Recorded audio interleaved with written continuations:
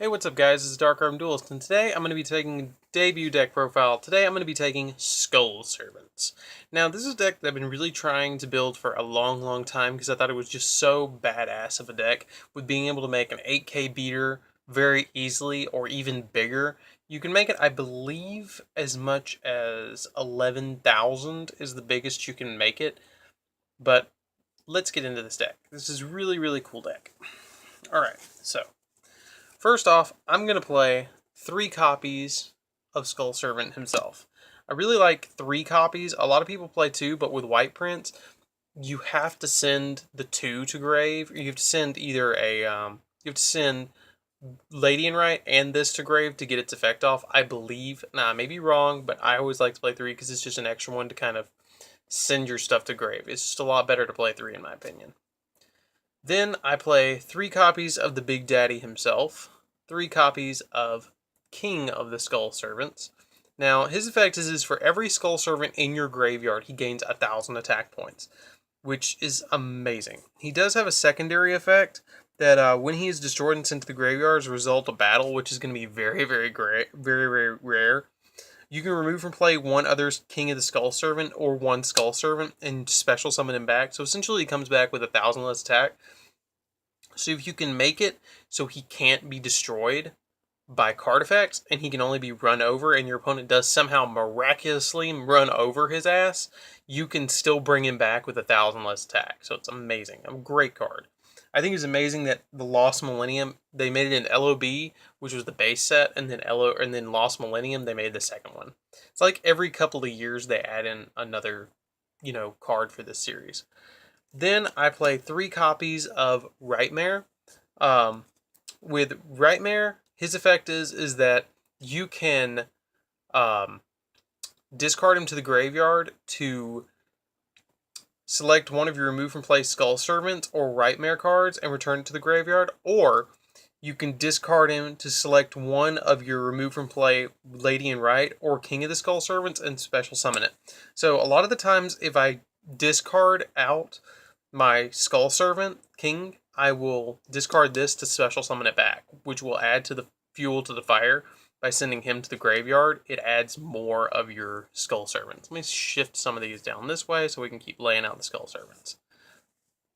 Then I play 3 copies of Right Prince. I'm going to lay them out like this so you guys are requesting lists from me. So I think this is the way that I'm going to start showing my deck so you can kind of see what I have and I don't have to type up a list. So with Right Prince, his effect is that if he's sent to the graveyard, you can send a Lady in Right and a Skull Servant from your deck to the graveyard. But the thing to keep in mind is this Right Prince and White Mare only count as Skull Servants when they're in the graveyard. So you can't just send like, White Mare or another one of these in its place. But it's got a really neat second effect that if it is sent to the graveyard, this is the first effect. If it's sent to the graveyard, you can send a White Mare or a Skull Servant or a Lady in Right to the graveyard, which is super neat because it adds 3,000 to any of your King of the Skull Servants when it's just sent to grave. But its second effect is that you can remove this and 2 other Skull Servant monsters from your graveyard to special summon a King of the Skull Servants from your deck. But with cards like Miracle Dig and Burial from a Different Dimension and even White Mare, that's not too... It sounds hefty, but it's not that bad. Then, finally, I play 3 copies of the Lady in Right. And I'm going to try and make this so it doesn't go off screen. But it kind of does a little bit. But anyways, with Lady in Right, it's got a really neat effect because all level 3 or lower zombie monsters cannot be destroyed by battle and are unaffected by card effects of spells and traps. And it counts as a Skull Servant engraved. So with this, you are playing 3, 6, 9, 12, 15. 15, so he can get up to 14,000 attack points if all you have is 1, or if you have 2, 13,000, which is humongous. But that's the Skull Servant lineup. Let's get into the other monsters that you're playing in here. So, of course, it's a zombie deck, so you're going to play 3 Mizuki. If it's in the graveyard, you can banish it to special summon one of your other zombie monsters, which typically you're going to summon off either King. I thought the bottom one was going to be King. You're either going to summon King Or you're going to summon Lady, so you can block your king from being destroyed by spells or traps, so you can just kind of OTK your opponent. Now this deck is a super, super fast OTK deck, so you're going to play 3 Mizukis, always.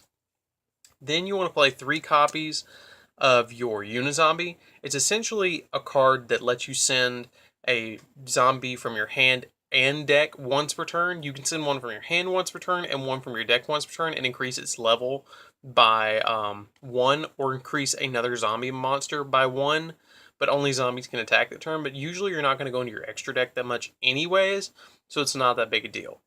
So typically what you send off of this is your white print, and then you get the 2 extra cards to grave.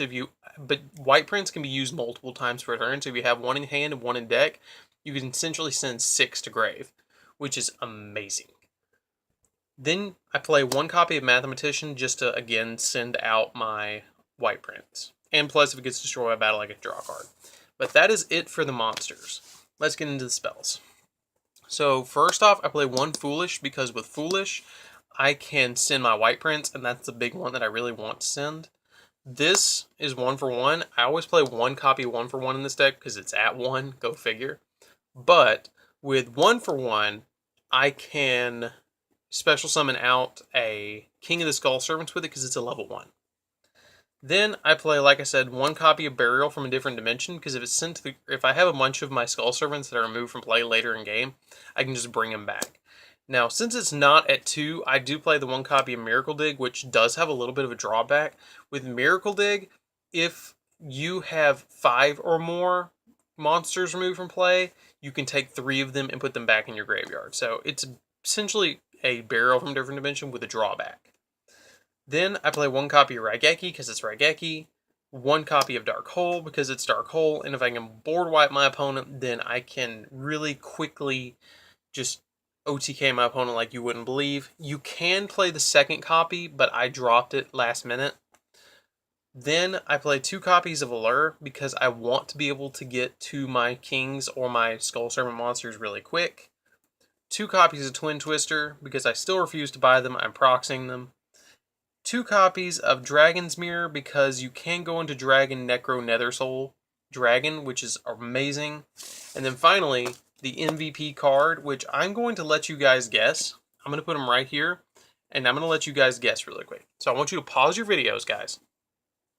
Take a guess what it is, and then I reveal it in 3 seconds, okay? 3, 2, 1. I'm playing 3 copies of Where Arf Thou.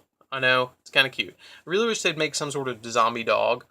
But with Where Arf Thou, it's a really cool card. I'm going to read it off to you guys really quick. If you control a face-up level 1 monster, which the majority of your Skull Servants are level 1, except for Lady and Right. If you control a level 1 monster, add 1 level 1 monster from your deck to your hand. During the end phase of this turn, take 2,000 points of damage if you did not normal summon the added monster or a card with the same name after activating this card. So, what you want to do is you want to normal summon one of your Skull Servant monsters and then activate Where Art Thou to add your king, and it's not really going to matter because you're going to take the 2,000 points anyways, and it's not that big a deal to take the 2,000 because you're going to end up OTKing your opponent. This deck plays super quick. Super quick. You're either going to win or you're going to lose. Normally you're going to win. But that's it for the spells. And I'm only playing 3 traps in the deck. I consider playing Epidemic Virus, but I figured that was more of a control based, and I didn't want to tribute my kings, so I'm only playing 3 copies of Call of the Haunted.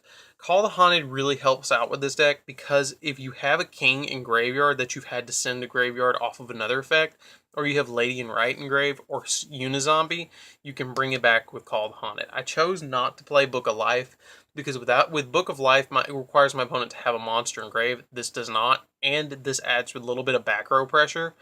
If my opponent does happen to Twin Twister it, I will flip it and then bring back White Prince. White Prince will immediately be sent to grave, and I'll just mill 2 more Skull Servants. So it just adds, again, more fuel to the fire in deck thinning. So that's it for the main deck, guys. Let's get into the extra deck. Now, you don't really need an extra deck for this deck, so I'm going to go through it pretty damn quick. I play 1 Beals because it's Beals, and Unizombie plus Mizuki equals Beals. Same thing goes for Void Ogre. I can mill through my hand pretty quick, so I do play, 1 Void Ogre.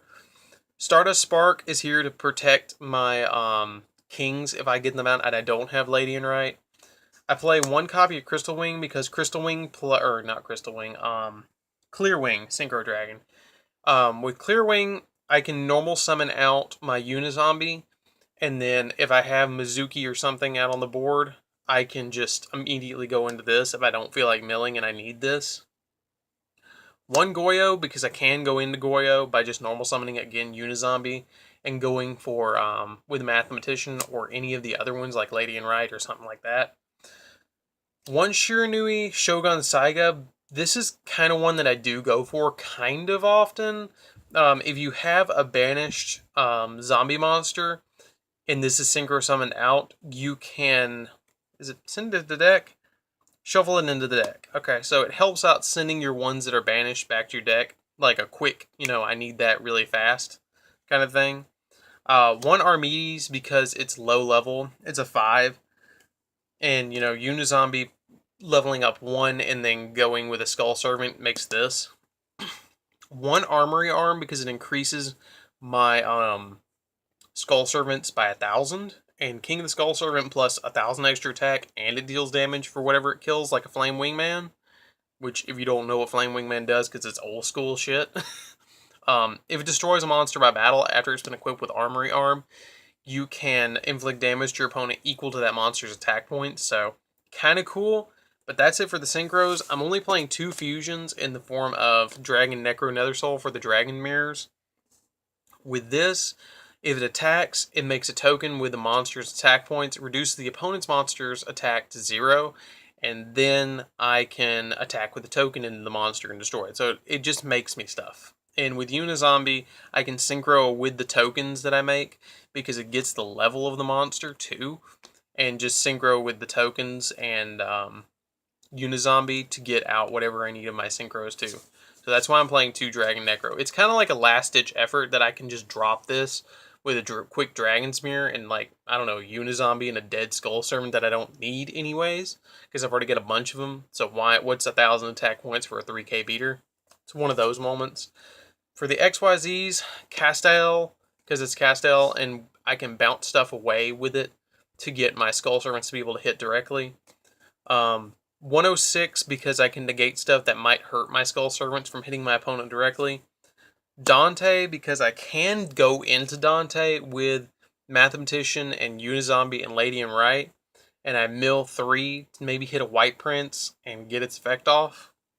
And then finally 2 Dollahans, because I can go into it. It's kind of one of those, I could go into this, but I really don't want to. It's just kind of there if I can. I'm not, like I said, you don't really need the extra deck all that much. I just kind of play these because they're there, and I don't want my opponent to think I'm playing Monarchs or some shit. Because I don't need an extra deck, except for the Dragon Necro Nethersouls. But that's it, guys. That is my King of the Skull Servants deck. I think it's pretty fun. It's by far not meta, but it can take somebody off guard by playing this. And if you get one good whack in with this, you're going to win. It's just that simple. But anyways, guys, this is Dark Armed Duelist. I really hope you enjoyed this deck profile. Don't forget to join Dark Armed Alliance. And I'm out. Don't forget to subscribe, guys.